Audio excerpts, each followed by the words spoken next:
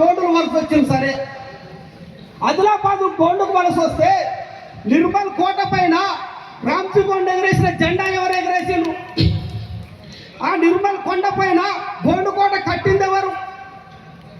British సామ్రాజ్యంతో, Nizam సామ్రాజ్యంతో సామాన్యులుగా తలవంచకుండా నీ కింద నేనేంద్రపై, ఇది నా నేల, ఇది నా భూమి, ఇది నా అడవి, ఇది నా రాజ్యం, బరాబరిగా బరి తెగించి కొట్లాడి 1000 మంది గోండులు ఉరితీయబడినా కానీ తన గోండువాల జెండని కింద దింపని రామ్జీ గోండు చరిత్ర గురించి మాట్లాడతావా?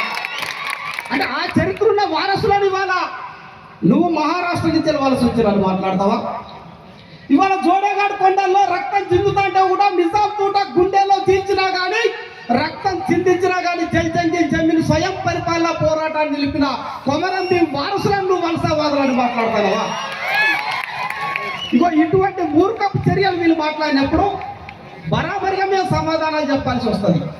వాడు మాట్లాడినప్పుడు మనం మాట్లాడాల్సి వస్తుంది. మనం మాట్లాడినప్పుడు దాన్ని గొంతులోకి తాండు మాత్రం ప్రజాస్వామ్యం కాదు.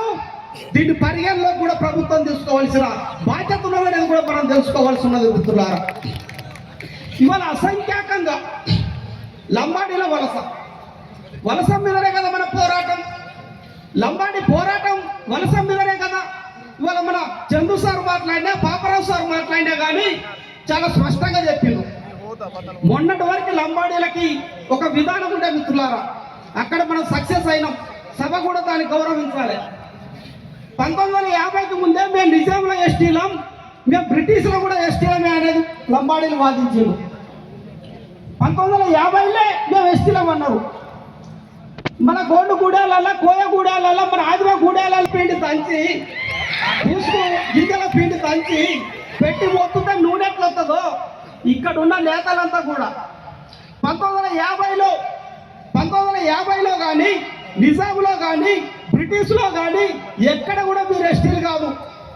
50లో ఎస్టీలు కాదని చిన్న చిన్నగా గానుగా మొదలుపెట్టి ఒత్తుకుంటా వచ్చిన క్రమంలో ఇవాళ లంబాడీలే ఓపెన్గా మీరు నిజంగానే నిజాంలో ఎస్టీలు కాదు, మాకు అన్యాయం జరిగింది. బ్రిటిష్లో ఎస్టీలు కాదు, మాకు అన్యాయం జరిగింది. మేము క్రిమినల్ ట్రైబల్స్ కాబట్టి మమ్మల్ని 76లో ఎస్టీలో కలిపిలనే కాడికి ఇవాళ మనం గుంజుకొని వచ్చినాం. 76లో ఎస్టీలో మమ్మల్ని కలిపిలనే కాడికి గుంజుకొని వచ్చినాం. ఇంకో అక్కడ పట్టణ వస్తారా ఇప్పుడు మనం 1976లో ఆర్టికల్ 3 సవరణ జరగకుండా నువ్వు ఎస్టీ జాబితాలోకి వచ్చినావు కాబట్టి, ఆర్టికల్ 325 ప్రకారం ఎటువంటి నిబంధనలు పాటించక నువ్వు ఎస్టీలోకి వచ్చినావు కాబట్టి బరాబరిగా నువ్వు ఎస్టీ కాదనే న్యాయమైన పోసుకోవాల్సిన అవసరం ఉన్నది. ఇప్పుడే ఈ వేదికకి మేము విన్నవిస్తున్నాం. 2017లో వచ్చిన మా పోరాటం హింసాత్మక పోరాటం, 25లో వచ్చిన పోరాటం శాంతియుత పోరాటం. మాకు హింసాత్మక పోరాటం చేయడం తెలుసు, శాంతియుత పోరాటం చేయడం తెలుసు అని నిరూపించేదే ఈ యొక్క సభ. మేము శాంతియుత పోరాటం చేయగలుగుతాం, మాకు సహనం ఓపిక ఉన్నదని నిరూపించిన సభ భద్రాచలం సభ. కానీ బరాబరిగా శాంతియుత పోరాటం చేయగలుగుతాం, బరాబరిగా ధర్మయుత పోరాటం చేయగలుగుతాం, బరాబరిగా కమిటీ సభ్యులు పక్కన పెడితే అధర్మ యుద్ధంలో తరిమి కొట్టే పోరాటాలు కూడా చేయగలుగుతాం.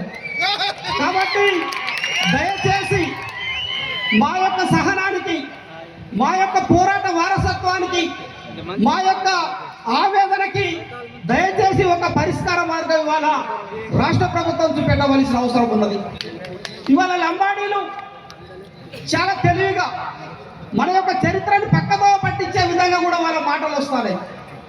ఇవాళ సీతారాం నాయక్ ప్రొఫెసర్ మాట్లాడితే ఏమంటాడంటే, తెలంగాణలో సింపతి కోసం, దేశంలో సింపతి కోసం ఇవాళ ఎర్రకోట అనే గొప్ప కోట నిజమైన కన్నీరు అవుతుందా?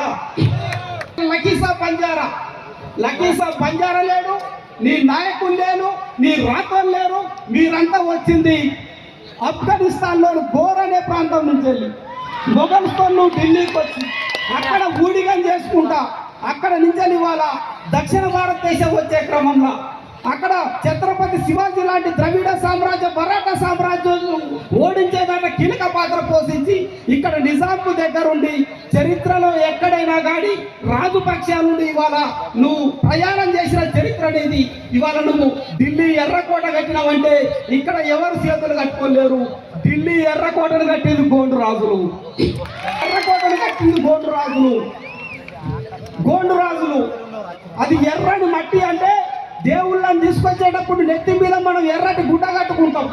అది పవిత్రమైన కోట. ఎర్ర కోట అంటే పవిత్రమైన కోట, ఎర్ర కొత్త మన భాషలో. అంటే ఇటువంటి చరిత్రను కూడా ఇవాళ మ్యానిప్లై చేసి ఇవాళ మనని మొత్తంగా కూడా ఈ లంబాడీలు పక్కదోవ పట్టించి ఇవాళ ఈ రకంగా మనని పక్కదోవ పట్టించే కార్యక్రమాలు ఈ ఉద్యమంలో కొనసాగుతాయి. కొంతమంది మేధావులు, గాలి వినోద్ కుమార్ లాంటి మేధావులు ఇవాళ తెలంగాణ మైదాన ప్రాంత సమాజాన్ని కూడా మేము ఒకటి అడుగుతాము చాలా స్పష్టంగా. వాళ్ళు ఏమంటారంటే ఇది తెగల మధ్యలో సమస్యగా చూస్తారు, తెగలు కొట్టుకుంటారని చూస్తారు.